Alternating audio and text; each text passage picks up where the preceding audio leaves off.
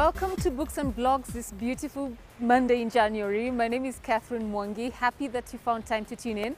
Like we said to you last week, we are focusing on high school set books this month of January. We just want to give back and have our audiences drawn from the high schools and secondary schools in Nairobi, Kenya. This morning we are happy and privileged to have teacher Paris Njeri. Karibu sana to the program. From Nyandarua High School, that is in Nyandarua County. Nyandarua kukaje huko leo? Baridi. Hey, baridi. Naijua yote? Baridi. Serious? Yeah. How do you survive there in that cold?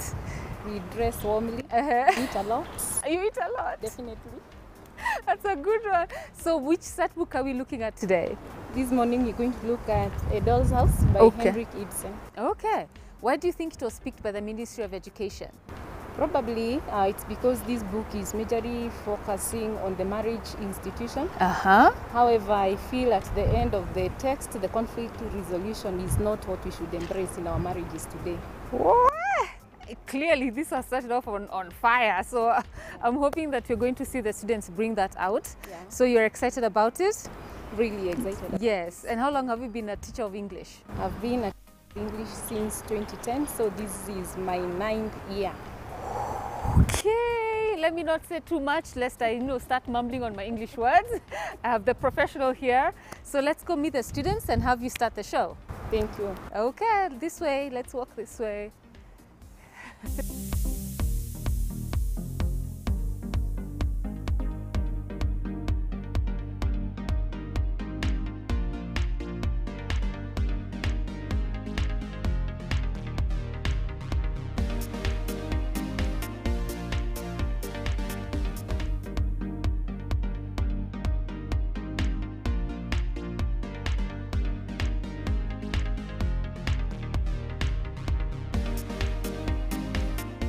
Hello, good morning, our viewers.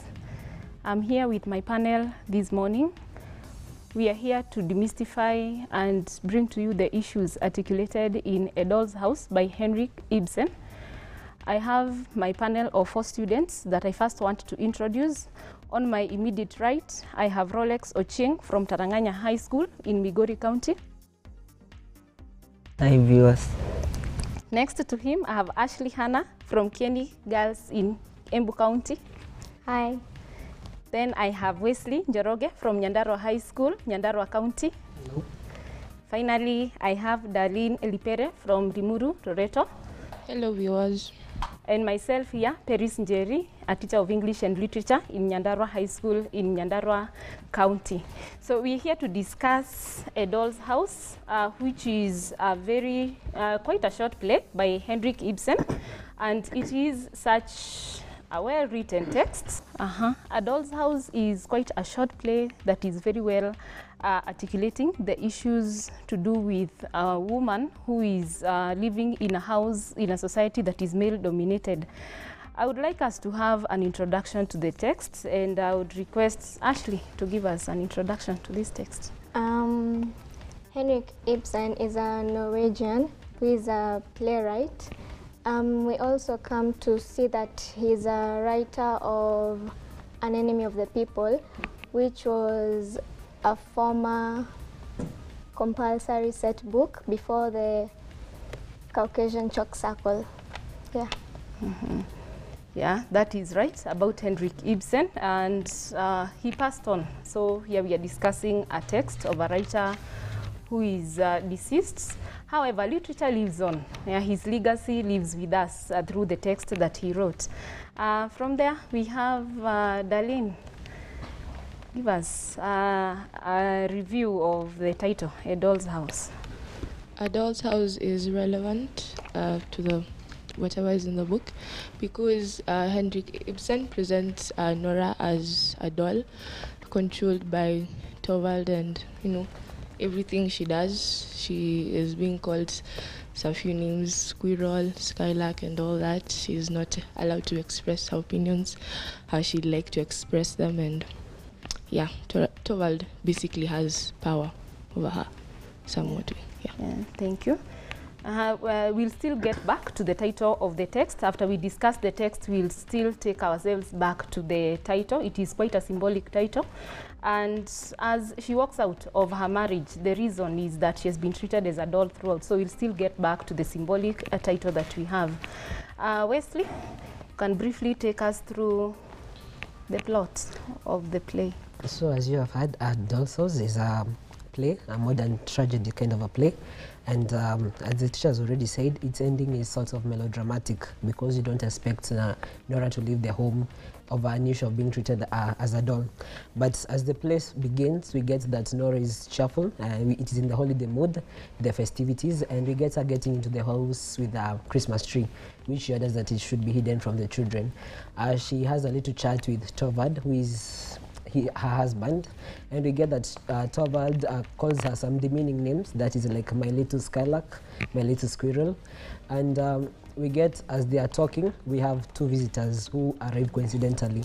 One of them is Dr. Rank, who is a very good friend of the Helmer family, and we also have Mrs. Linde, who is an acquaintance of Nora, but they have not seen each other for about 10 years. As they are catching up, we get to see the fate of Mrs. Linde, whereby she had to leave her penniless love for Krogstad, who we shall see later, but had to marry a richer man so that she could be able to fend for her family and the siblings. We also get to see that Dr. Rank is a very good friend of this family, and as the play proceeds, Niels Krogstad, who is an extortionist and worked as a clerk in the bank where Torvald is a manager, he comes in and he goes in to see Torvald, whereby Dr. Rank comes out and he briefly says that he's morally diseased from corruption and all other kind of things. From that point henceforth, we get to see that Torvald is very angry with Krogstad for forgery. He signed another client's name so that he could get money. From that point henceforth, they have to leave, and Nora is left in the house alone with the children. And as they are playing, Krogstad comes back with a very big threat for Nora, because as we proceed in the play, we shall get that Nora had to borrow money to save the husband's life. And Krogstad is threatening her that if she does not secure his work at the bank, the truth is going to come out. As he leaves, Torvald comes in, and after having a little chat and Nora trying to convince the husband of not retrenching Krogstad, we get that the husband gets angry and he sends the retrenchment letter right away to Niels Krogstad. From that point henceforth, we are going to see that Mrs. Linde is going to come back with she wants to know where Nora got the money from, and we get that from a hint from Nora. She's saying that she got the money from a rich admirer, and so that is like a form of promiscuity, although we all know that that's not the real issue at hand. As they are talking, Mrs. Linda goes out because because Torvald comes in, and they have a chat with the wife on the issue about the work for Niels Krogstad. But as they are talking, we get to see that a nurse comes in with the dress that belongs to Nora, but it is torn, and we get to see that Mrs. Linde is going to try to make it and remake it so that she can wear it to the dress. As we proceed in the play, we are going to see that all in all, even as we get to the end, whereby Nora will mysteriously walk out of her marriage because of being petted and being seen as a doll and being mistreated in her own kind of way, which is ambiguous to her soul. We shall see that the ending is melodramatic by her leaving her home. Yeah, so he has given us a brief review of the text, and there is this dominant issue that comes up about Nora having borrowed the money and all that. So we are going to see whether it is fair for her to be unappreciated by the husband for the act that she does. However, the issues that come out of this text, we see that this is a society that has very well-defined roles, the roles of a man and the roles of a woman. And here we see that women are supposed to play very minor chores, like the domestic chores. We see Nora only plays with the children. Yeah, there is the sewing that she does. There is nothing much that a woman is supposed to do, but we see that the men are supposed to be there providers of their families and also the guardians of their wives. Do you appreciate the role of Helma? We come to Rolex. Do you appreciate the role of Helma as a husband and a father? Yes, we can say we appreciate because he was a good provider. He provided for his family. Though his shortcomings come when he doesn't approve of his wife's opinion and all sorts of stuff. Yeah, so we see him being a good provider. Yeah, and in fact, we realize that he provides even in surplus. There is a way that Nora is able to do some shopping for herself, for her children, and still she is able to save some money that she has been using to repay the loan that she took from Krogstad. And at the end of the day, do you feel like it was fair for her to leave him, considering the fact that he provides? Yeah? Is it really fair for her to leave him owing to the fact that he really provides for his family? I don't think it was fair for Nora to leave Helma, considering that he was a good provider on his own part. I think they should have sat down, talked about the problems, and just, solve them and find a way forward to, move on with life and see what comes out of it. Yeah. All right. And at the same time, do you feel that it was right for Nora to go and borrow the money from Krogstad? These are domestic issues that we have. And when we consider this text, we say that an issue of marriage is of universal interest. It cuts across the whole world. We are interested in the affairs running in our families. Yes, we have domestic conflicts. Some arise from issues that the doer thought that you did it to save someone's life, you did it for the well-being of the family and all that. But in this case, we see like Nora is being treated unfairly for whatever she has done. She finds herself between a rock and a hard place. Yeah, because she's torn between. Here, the husband's life is at stake. Yeah, the doctor recommends that he has to go and recuperate in Italy, where the weather is mild and dry. She doesn't have the money to do it. The society does not expect her to carry out any financial transactions. So if you are her, this is when we talk about somebody being in a kind of a conflict. Psychology. In psychology, it is known as avoidance conflict. You are torn between two difficult choices. Here is the husband's life at stake, and at the same time, here we have carrying out a transaction that is kind of illegal as far as the society is concerned. This is a woman, she's not supposed to carry out such financial transactions, and she has to even do some forgery, of course, which we know is even a crime. In law, it's supposed to be treated as a crime. So if you are her, what would you do?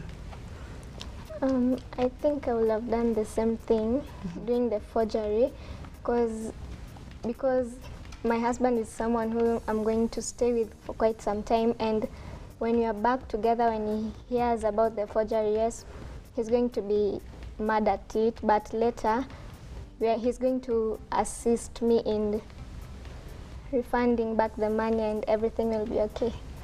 Yeah. Good, Ashley. Well, I think I can support her because she didn't make the decision right away.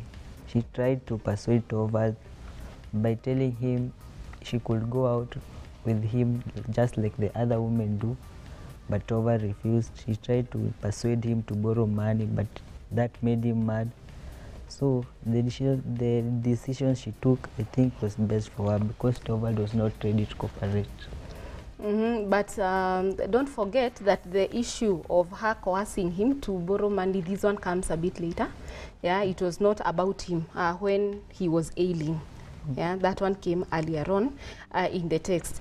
And then also, at this time when Nora is borrowing this money, do you feel that she's considerate? Why she had to forge? What kind of consideration had she made for her to do the forgery?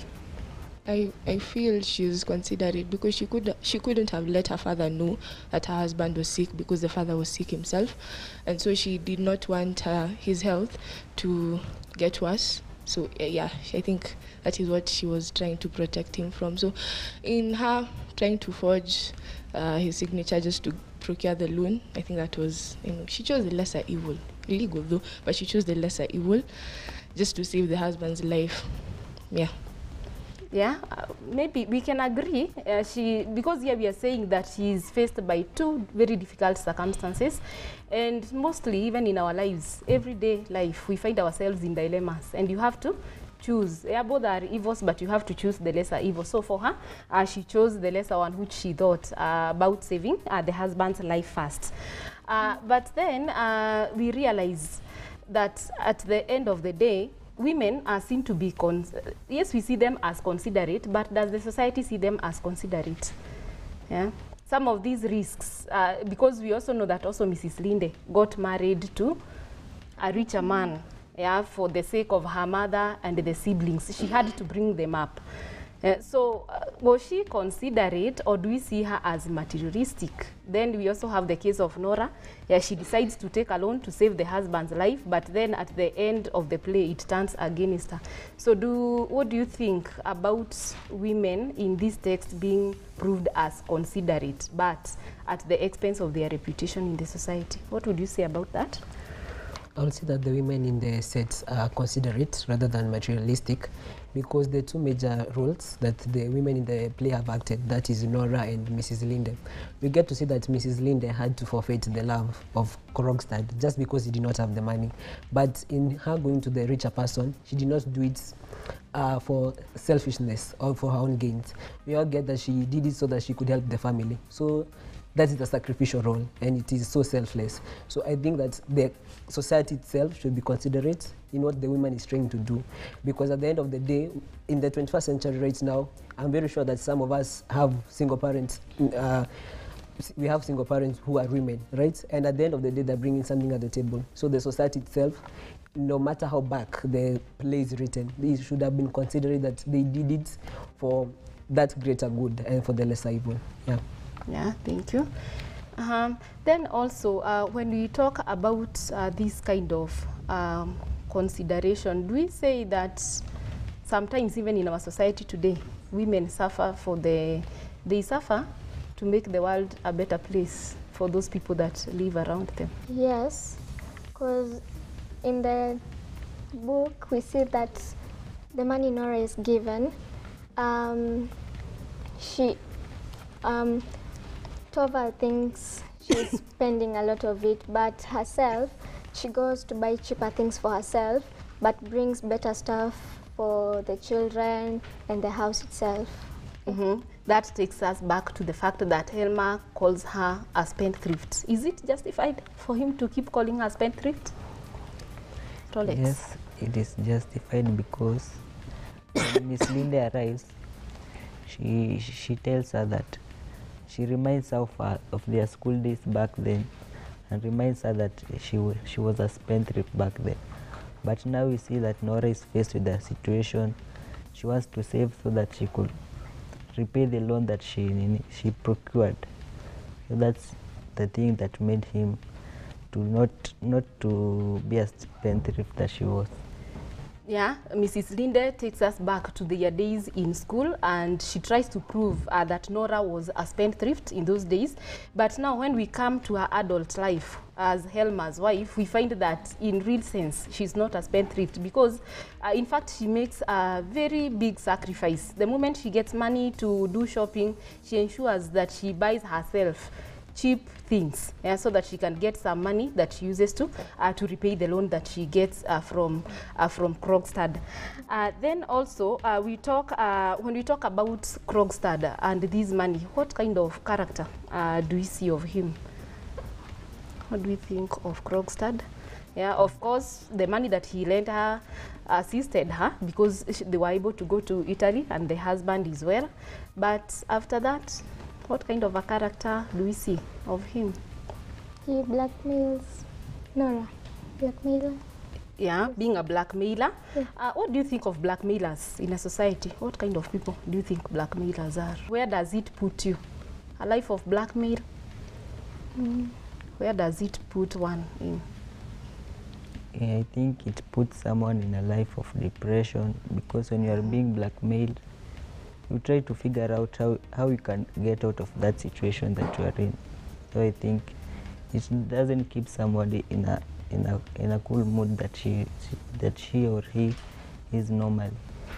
Yeah, we see that Nora he talks about depression, which is very right, because we know that Nora has gone through a lot of psychological torture. Every other time, you know, blackmail has got to do with threats. Yeah, if you do this, I'll do this. It is a kind of a revenge mission that is there, and I think it is quite unfair for her. And you see, Krogstad, the blackmail is coming in. He's just about to lose his job at the bank, and now that Helma is going to be their new boss, he feels that he now ought to use the wife to ensure that her husband keeps his position at the bank. But then also don't forget, when we talk about misfortunes in life, we say sometimes they come in plurals.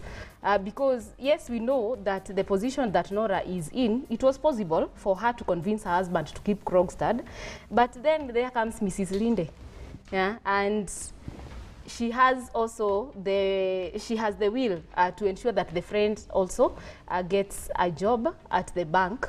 So here again, she's between a rock and a hard place. Mrs. Linde needs the job, and for Mrs. Linde to get the job, Krogstad must be fired. Yeah, for Krogstad to be fired and create the opportunity for Mrs. Linde, he takes advantage of the situation and now blackmails Nora and feels that if I lose the job, well and good, I'm going to reveal the secret. And as we are saying, in this society, it is quite bad. Yeah, for a woman having indulged herself into, especially forgery, financial issues that she's not supposed to indulge herself in, it was quite sad for Nora. And as he says, it puts her under a lot of psychological torture. So we agree that a life of blackmail is not really the best. And also, there is also another, Nora herself is also not so innocent because she also uses another blackmail. How does she blackmail her husband if he fires Krogstad? Do you remember the blackmail that she uses also? Yes. She tells Torvald that when he fires Krogstad is going to write some bad things that have happened towards the family. Yeah, and it's going to be bad for the whole family, Torvald and the children also. Yeah, so we see that these people are living a kind of a life of blackmail. Yeah, Nora also feels, she also has her own threat. If you dismiss him, he can write anything in the papers about the family. And don't forget that Helma is a kind of a person who really wants his reputation to be protected. So we can see the two of them are living a life of blackmail. So having discussed that, we'll go for a short break, and then we'll return and discuss some of the moral lessons that we're supposed to learn from the text, and also some of the issues discussed in the text that we are not supposed to copy. Thank you.